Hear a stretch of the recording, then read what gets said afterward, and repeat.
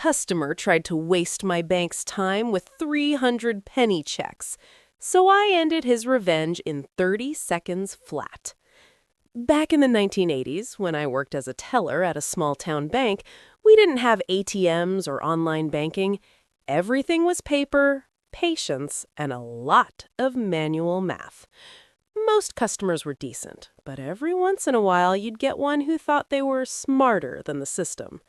This guy was the worst, a total jerk who treated tellers like dirt, snapping his fingers, complaining about wait times, acting like his few $100 made him the king of the branch. He'd come in weekly, make a big show of his deposits, then glare at everyone like we owed him money. One Friday afternoon, he struts in with this massive grin, carrying a shoebox stuffed to the brim.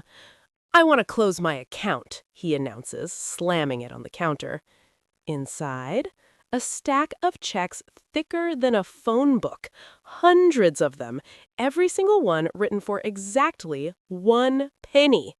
He'd clearly spent nights, maybe weeks, filling them out, thinking he'd stick it to the bank, force us to process each tiny check, one by one, tying up tellers for hours, just to clear his $300 or whatever it was.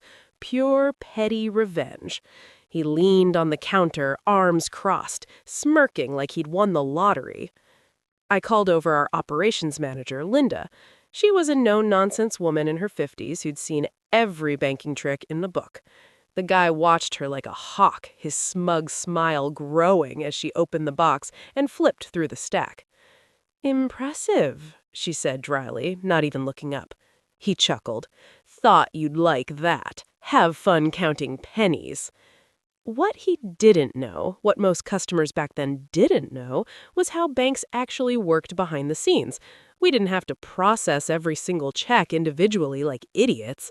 We could batch them, summarize the total, pass a single debit slip for the whole amount. Linda didn't miss a beat. She grabbed a debit form, tallied the total in about 20 seconds, $312.47 or something ridiculous like that. Then she typed it up, stamped it approved, and walked over to the cashier's window. Minutes later, she came back with one crisp cashier's check for the full amount. She slid it across the counter to him.